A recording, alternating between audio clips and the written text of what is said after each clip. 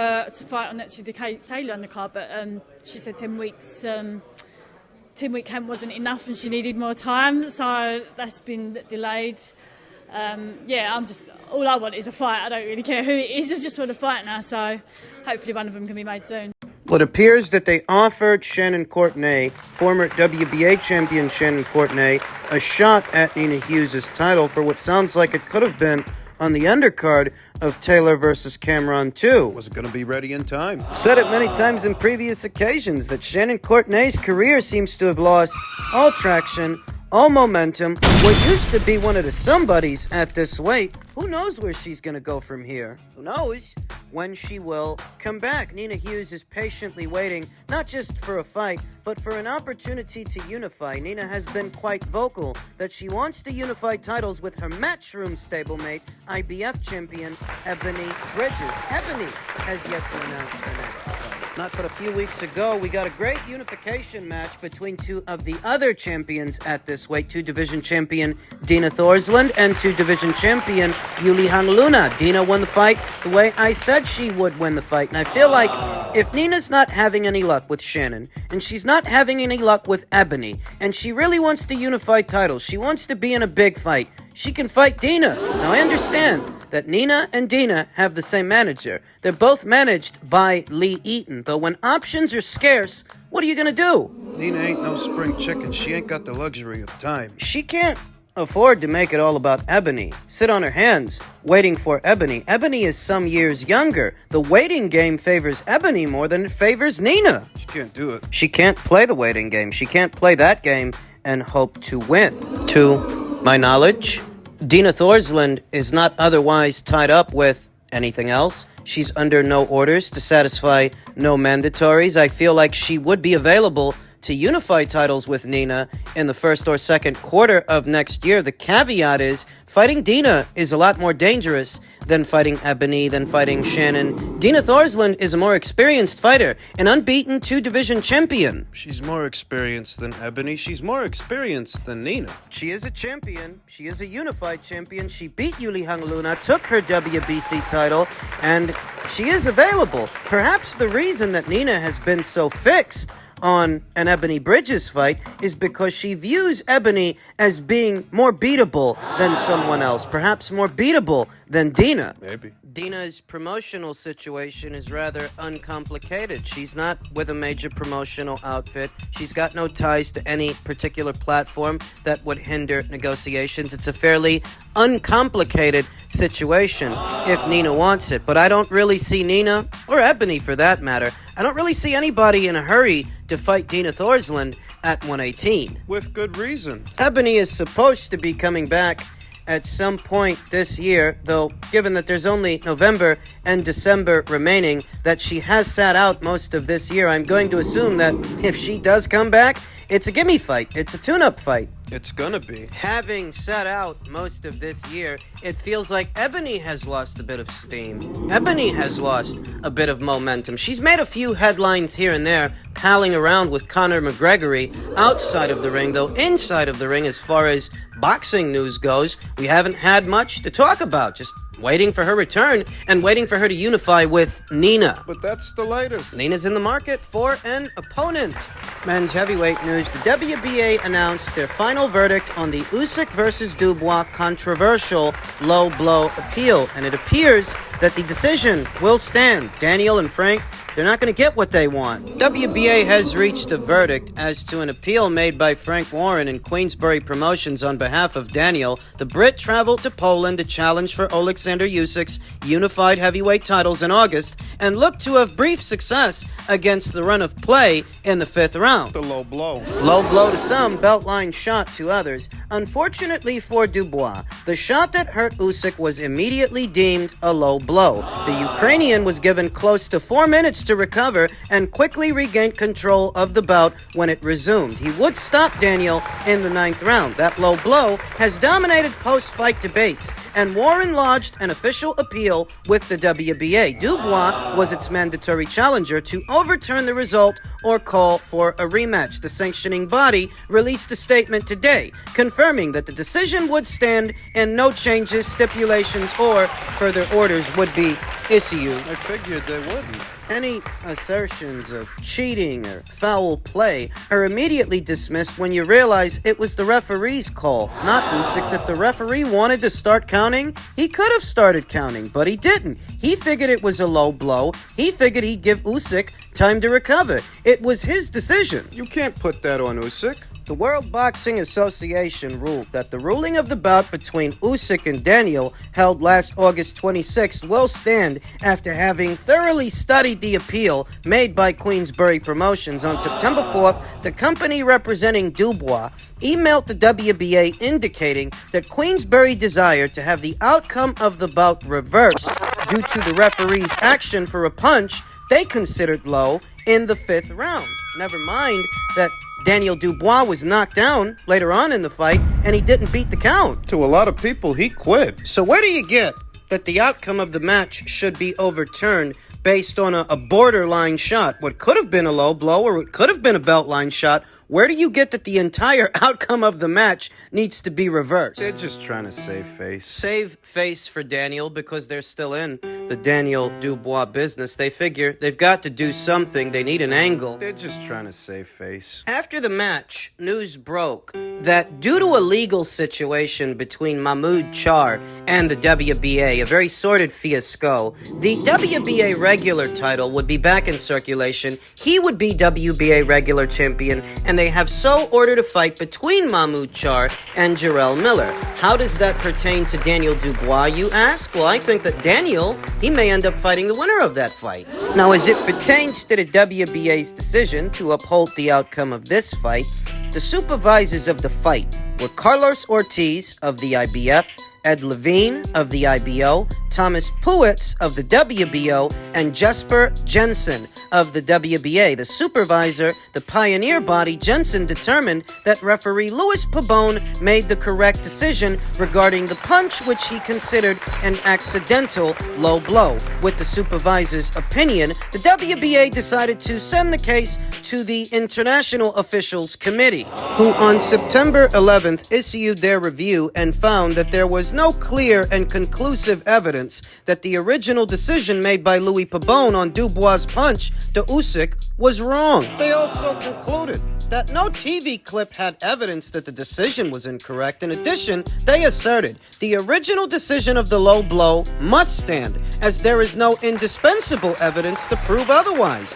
On the other hand, the WBA rules determine that the decision of a low blow and whether a boxer who receives it can continue are strict competences of the referee, and he is the only one authorized to make these decisions, and he made them. It wasn't Usyk's call, his liberty, or his luxury to stay down. It was up to Louis to let him, and he did. So suck it up. Quit your crying, and you move on. Frank Warren's got to get Daniel Dubois ham and egger, and he needs to do it quick. He needs to put distance between Daniel and his display all the way back there in August, because to a lot of people, he gave up. He quit.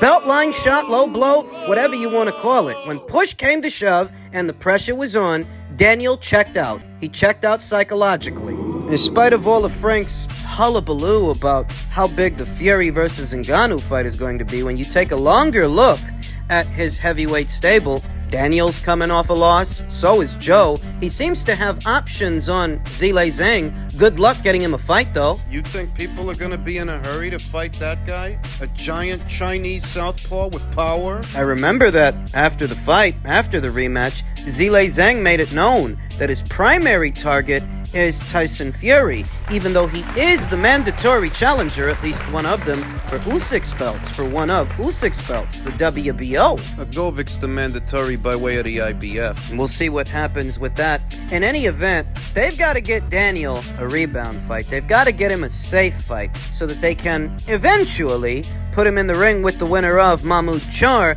versus Jarrell Miller for what's supposed to be Mahmoud Char's WBA regular title. I thought they were phasing those out. Look, I don't want to bore you with the gory details, but Mahmoud Char, all these months, he's had an ongoing legal situation with the WBA, and this is how the WBA has chosen to reconcile it. They have given him the WBA regular title, but he must defend it against Jarrell Miller. That's the catch-22. That's the caveat. I don't think Mahmoud Charr is going to win that fight. I think Jarrell Miller is going to win that fight.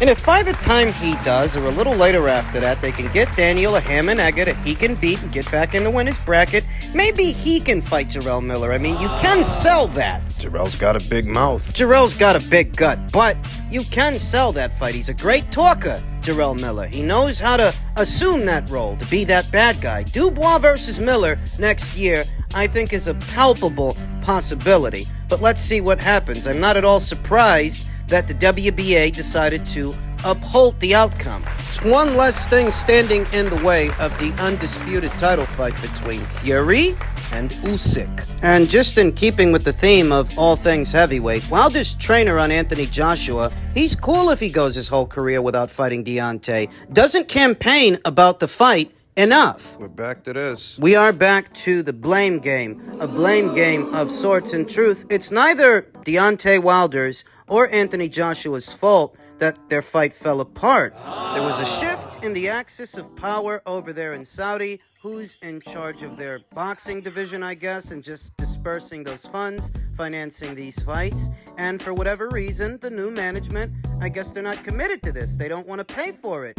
Team Wilder are crying that Anthony isn't trying hard enough or crying loud enough. That seems to be the indictment. Bear in mind, Anthony Joshua has boxed 2 times this calendar year, 2 times, whereas Wilder seems to be just sitting on his hands, waiting for the gravy train. Trainer Malik Scotch doesn't believe Anthony Joshua actually wants to fight Deontay Wilder. A fight between the former heavyweight champions has made rumblings for the past year, but its fortunes recently took a hard hit after it became clear that the original financial backer, an entity in Saudi Arabia, could no longer deliver the appropriate funds for the match. Nevertheless, Joshua's promoter, Eddie Hearn, has repeatedly insisted that both fighters are still in agreement about fighting each other. Hearn says he is shopping around for the other benefactors who would be willing to stage that bout for early next year. Think about this for a second. It's already been a year since Deontay Wilder's last fight, late last year, with Robert Helenius. Since then, Anthony Joshua has boxed 2 times. Wilder has boxed none. So who's staying ready for the fight and who isn't? Who's showing up to fight and who's showing up for a check? Malik Scotch, the trainer of Wilder, apparently has a much gloomier viewpoint about that fight materializing, saying that Joshua clearly feels indifferent to the idea of taking on Wilder. Scotch went so far as to say that he thinks the former titleist Andy Ruiz is more likely to fight Wilder at this point than Joshua is, and Ruiz and Wilder have had their own fair share of disagreements. Ruiz probably, at this point, has a better chance of fighting Wilder than Joshua, Scott told FightHype.com. AJ is cool if he goes his whole career without fighting Deontay. He doesn't really mind it. You don't see him fighting for it. It's the fighters at the end of the point. I don't care what the advisors, Shelley Finkel and Al Heyman, are saying. Weren't you the guys who prioritized fighting Fury for a second time instead of fighting for undisputed? Now you want to stand on the pulpit pointing fingers? You see Deontay out there calling fighters out, like, some of this you have to take, some of this from yourself. Like, bro, it wasn't Clubber Lang's trainer in Rocky 3 saying, I'm gonna get you, I'm gonna get you. It was Clubber Lang himself. I mean, how much have we actually heard from Deontay Wilder the last couple of weeks? Seems like it's Malik Scotch doing all the talking. And bear in mind, not but a little over a week ago, he was saying that Andy Ruiz, who they were ordered to fight by way of the World Boxing Council, Malik Scotch said that Andy Ruiz was hiding behind the business of boxing, whereas now he's saying he's likelier to fight Wilder than Joshua is. You've got to make up your mind. You're just throwing a temper tantrum. That's what this is. You're angry that all that money that was in Saudi is now no longer on the table, and you need someone to lash out at. So you want to lash out at Anthony Joshua, act like it's his fault because he's not crying as much as you guys are. That's because he's grafting. That's because he's working. He's actually fighting. What are you guys doing besides interviews? What have you done this entire calendar year besides interviews? Malik Scott continued. It wasn't Angelo Dundee chasing fighters. It was Muhammad Ali. Scott continued. Yeah, your promoters and managers are a part of it. You have to do your job to get the big fights done. To me, AJ doesn't campaign about the fight enough. He doesn't really want it. And we all know why. Because stylistically, he's picture perfect to be knocked the fuck off by Deontay. Oh, is that what it is? Here's reality. Deontay Wilder gives me the impression he has the look of a man who's showing up for a check and little more than a check, something that's consistent with a lot of PBC fighters. And the main indicator is that he hasn't fought this entire calendar year. If you couldn't get things right with Andy, that's fine. Things happen. But you should have fought someone by now. You should have fought someone in the in-between time, if nothing else, to keep yourself sharp, to keep yourself ready for that big fight with Anthony Joshua. As it stands, it looks like this guy ain't gonna fight this whole year. There's only 2 months left. You say AJ's not serious about the fight because he's not crying about it like you are. So what do you want he should do? You want he should put off training with Derek James, put off his camp, put off his work that he's doing so he can do more interviews like you guys are doing? America has a fixation with talkers, especially these days. What are talkers more than doers? Because Malik Scott and Wilder, yeah, they can talk, they've got a lot to say, but what are they actually doing? I mean, what was stopping you from fighting an Ali Demirezin? So you couldn't get the numbers right for the Ruiz fight. Ruiz ain't the only guy at the weight. Neither is Anthony. The criticism that Terence Crawford got late last year for keeping busy with David Evanesian, time has proven him wise. Time has proven him right. You can't let a lot of time pass by in between fights, especially if the next one is a big one. But that's what Wilder's doing. That's what Spence did. You want us to believe that you want the fight more than AJ does because you're pooping and peeing in your diaper more than he is. Seems to be the gist of it. Well, maybe, just maybe, you should have prioritized this fight more years ago when it was for Undisputed. But in your own words, you chose to fight Fury, and you got what that gets you. At a time when DAZN was offering you buku dollars, more money you claim than you were making to fight Fury. You rejected that. You made your decision. You made your bet. You've got a lie in it. Don't put this on AJ because you fucked up.